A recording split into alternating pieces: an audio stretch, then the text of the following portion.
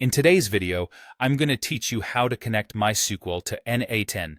This is a handy skill that can help you integrate MySQL databases into your N8N workflows seamlessly.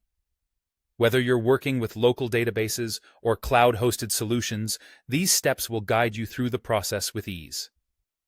To get started, log into your N8N workflow environment. Once you're there, navigate to the Credentials section, which you'll find in the main menu. This is where you'll manage all your different integrations and connections. In the Credentials section, you'll want to select the option to Create New. Now, it's important to pick MySQL from the list provided. This signals to N8N that you intend to establish a connection with a MySQL database.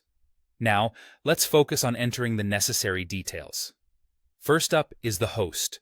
The host is essentially the address of your database, and it can be a host name or an IP address. If you're using Docker containers, remember to use the Docker container's name here. Occasionally, these names are more convenient and can simplify the connection process. Moving on to the database name. This is straightforward. Enter the name of the database you're connecting to. It's crucial to type this accurately to avoid any connection issues. Next, you'll need to provide the user and password. These credentials should have the necessary permissions to access the database you're connecting to. Double-check the credentials to ensure that they are both valid and authorized for database interactions. For the port, you'll likely be using the default MySQL port, which is 3306. However, if your database is configured to use a different port, make sure to input that specific number instead. It's always good practice to verify this with your database administrator or configuration files.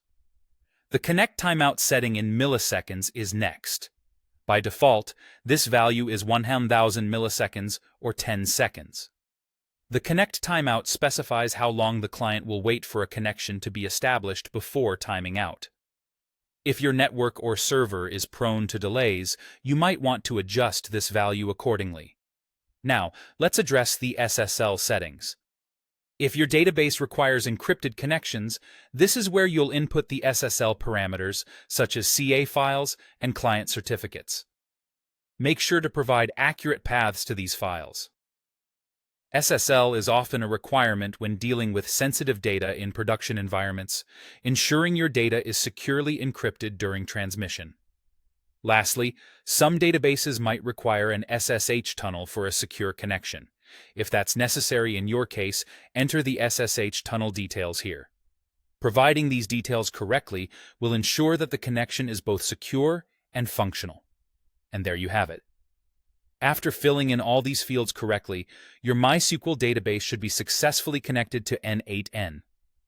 This connection will allow you to automate workflows that interact with your database, opening up a myriad of possibilities for data management and integration. If you have any questions or run into issues, don't hesitate to consult the documentation or seek support from the N8N community. Happy automating!